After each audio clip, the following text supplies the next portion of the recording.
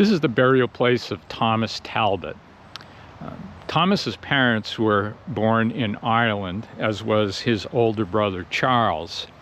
Now, they weren't destitute farmers like many of the Irish who came to Massachusetts. Instead, Thomas's father was an executive in one of the textile mills in England, and he was recruited to come here to upstate New York to supervise a textile mill. And that's where Thomas was born in 1818.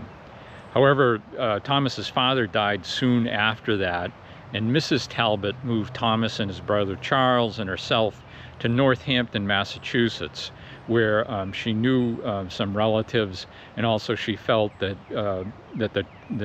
her sons could get work in the textile mills in that city. Eventually, Charles and Thomas both came here to Lowell, Massachusetts. Lowell was the boomtown of 19th century America in the textile business, and many young people with a lot of energy and drive came here to make their fortunes. Charles and Thomas together created a dye company, DYE.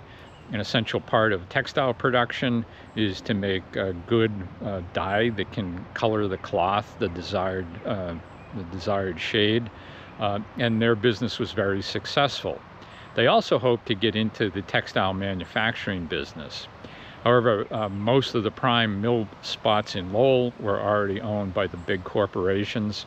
So instead they looked outside of Lowell, and they ended up buying a existing mill on the Concord River in North Billerica, and it eventually became called the Talbot Mills.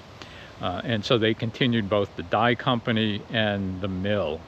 Now, Thomas got into politics. He ran for state senate, he was a county commissioner, and then he became lieutenant governor in 1870. And while he was lieutenant governor, the governor, William Washburn, was elected to the United States Senate, which made Thomas Talbot the governor of Massachusetts for the remainder of that term. He ran for governor in his own right in 1874, but lost, and then he ran again in 1878. Now, coincidentally, his opponent that year was another Lowell resident, Benjamin Butler. He was the Democratic nominee. And one of the big issues in the race was who would be better for the people who worked in the mills in Massachusetts. And those journalists started exploring, examining the conditions under which the employees in Talbot's mills worked, and compared them to the conditions in mills that were in which Butler was a majority owner, and they found that the Talbot employees were much better off. This became public, and Talbot won the election. He served one 4-year term as governor. He was a big proponent of workers' rights and the education system, and he died in 1885 at age 67. Now, on his monument, there are a number of symbols. For instance, the standing figure is holding an anchor in her left hand. The anchor is an old symbol of Christianity. When Christianity was outlawed in ancient Rome, the anchor formed a cross, but it could be disclaimed and say, oh, that's just an anchor. Also, an anchor symbolizes steadiness.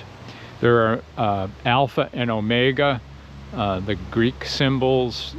They mean the beginning and the end. They're also a symbol for Jesus Christ. And over on this side, there's oak leaves and acorns. An oak is a big, steady tree that grows to a great height and lasts for a long time. And that was used as a symbol of a strong leader in death. And so again, this is the burial place of Thomas Talbot, Lowell, Massachusetts, governor of Massachusetts.